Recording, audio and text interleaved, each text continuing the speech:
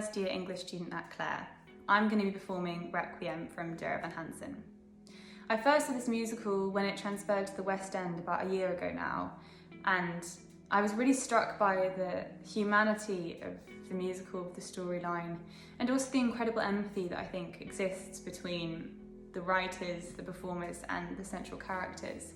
I also think it's really amazing how it forefronts mental health struggles from all perspectives, not only from those who are experiencing it, but also on those who are witnessing someone they love go through that experience and the difficulties in knowing how you can help with something like that.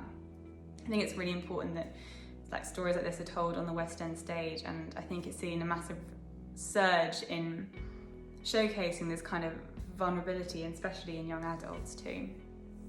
In this scene I play Zoe Murphy, and previously she's just discovered that her brother Connor has committed suicide. What she's struggling with is she's always felt that he's been an awful person to her, and yet she's also discovered that he's ostensibly been having this email correspondence with a boy at her school, and these emails are filled with such beauty and joy that she's never seen before in her brother, and she can't quite reconcile her two ideas of him, and so she doesn't really know how to grieve him because she's not really sure who he is. So this is Requiem, and I really hope you enjoy.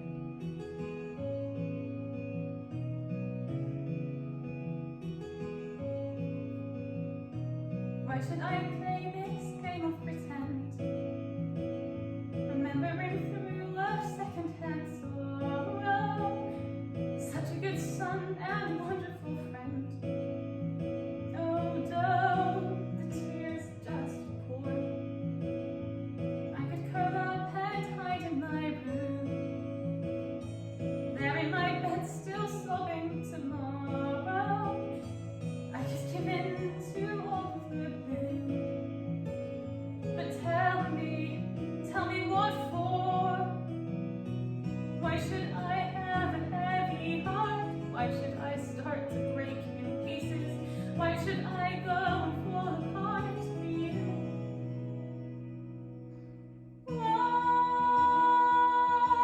should I play the grieving girl and lie, saying that I miss you and that my world has gone dark without your light? I will sing no requiem tonight.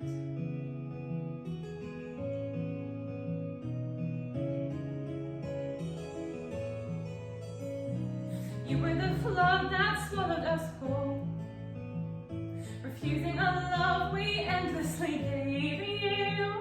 You were a fire out of control, a blaze that couldn't be tamed.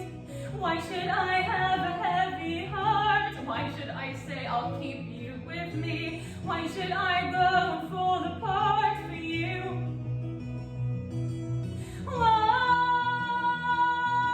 should I play the grieving girl and lie, saying that I miss you and that my world has gone dark without your light?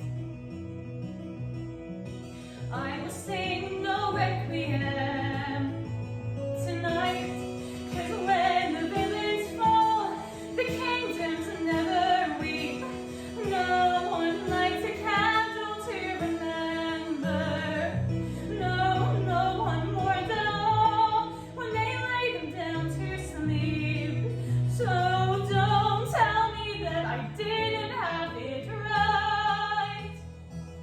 Don't tell me that it wasn't black and white.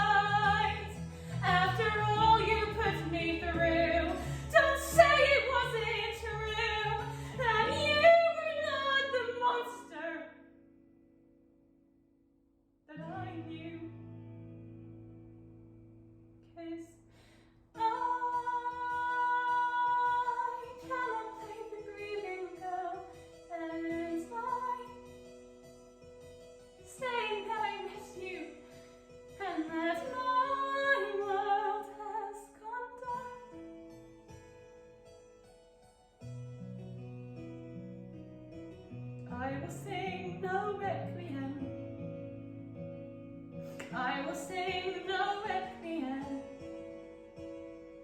I will sing no requiem tonight. Oh, oh, oh,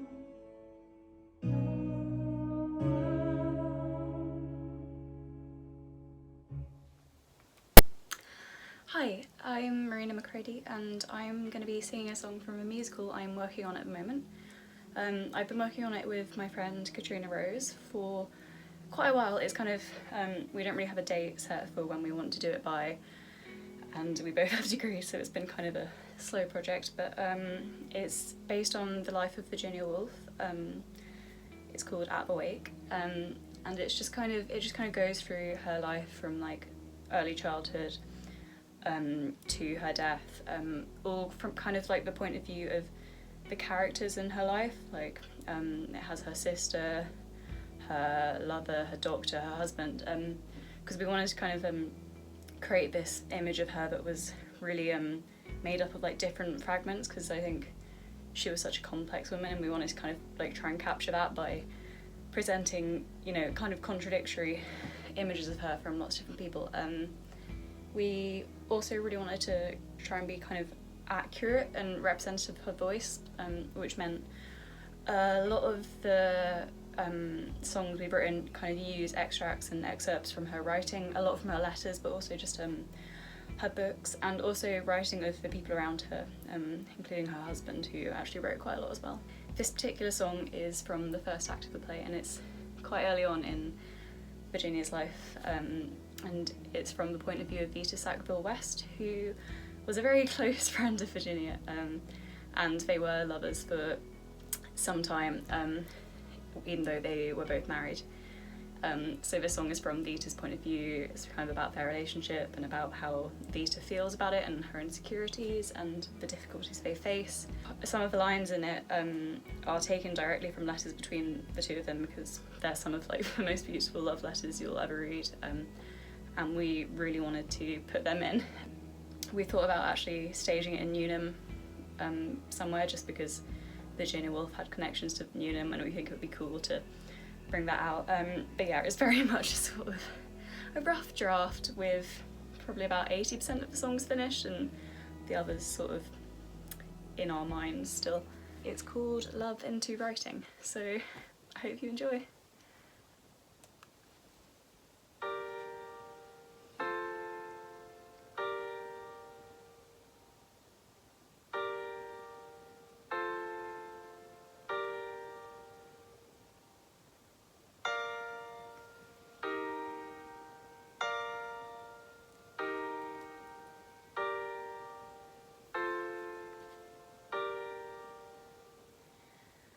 Reduced to a thing that wants Virginia.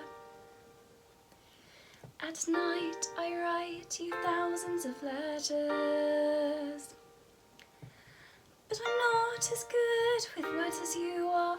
I never quite capture what's in my heart. You'd know what to say and you'd say it better. You said throw over your man and come down to Hampton Court. There's moonlight and sweet wine, and I'll tell you all of my thoughts. I wish I had told you how I felt too, but I was never as good with words as you. I kept my love inside much more than one word. You'd write to me in prose, it read like poetry, made magic with metaphor, seduced me with simile. You smile like the eyes like the, forget it. Why can't I ever finish my sentence? Overwhelmed me with words, you always knew the right ones. Works of art in comparison to my ones. You're so, I'm useless at describing. Why can't I put my love into writing?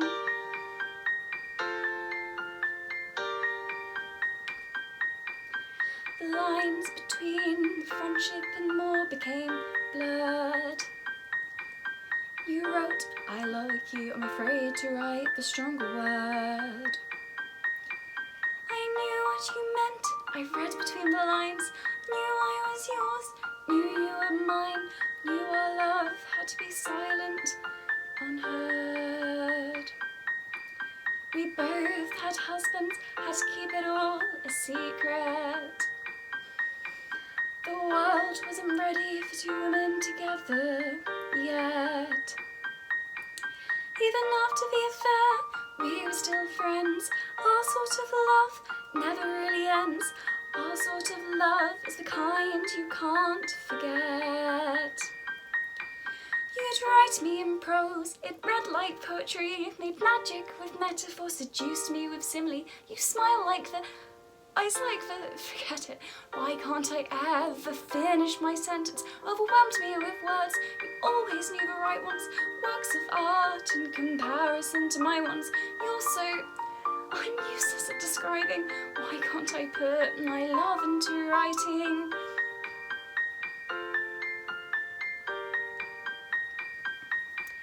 And I know you wrote Orlando for me. He changed gender, loved women, lived throughout his story. You said it was made up, but I saw myself in it. You loved me so much, you turned me to fiction. The way Orlando chased after that goose in the book you wrote was about me chasing after you. His hopeless endeavour, the way he grasped feathers. Were you telling me I couldn't love you forever? Write me in prose, it read like poetry, made magic with metaphor, seduced me with simile. You smile like the, eyes like the, forget it. Why can't I ever finish my sentence? Overwhelmed me with words, you always knew the right ones. Works of art in comparison to my ones. You're so, I'm useless at describing. Why can't I put my love into writing? My name's Hayley Canham. I'm a first year classicist at Queen's, and I'm going to tell you a little bit about a show that I wrote when I was 16 called Medea the Musical. Now, to give you a bit of background, Medea is based on a 2,500-year-old play of the same name by Euripides. That's the classicist in me. And the reason I was so drawn to it when I wanted to adapt an ancient Greek play into a musical, a modern musical, was because I think its key themes are so timeless. You know, love, betrayal, revenge. I think it's very relevant to modern audiences. To tell you the story, it's a story about a woman spiraling out of control and a family torn apart by passion, betrayal and murderous retribution, where the children caught up in the centre of this bitter fight between their parents are weaponised in the most horrific of ways. What I especially love about the narrative, and scholars think this could be true of the original performance in ancient Greece as well, is that it actually elicits very different audience reactions about the characters, about their motivations. It is a very complex show in that sense, and I wanted to make that a really kind of foundational element of my production. You know, is Medea a desperate woman driven to madness? Is she a pawn in the hands of her manipulative mentor, or is she a psychopath hell-bent on revenge?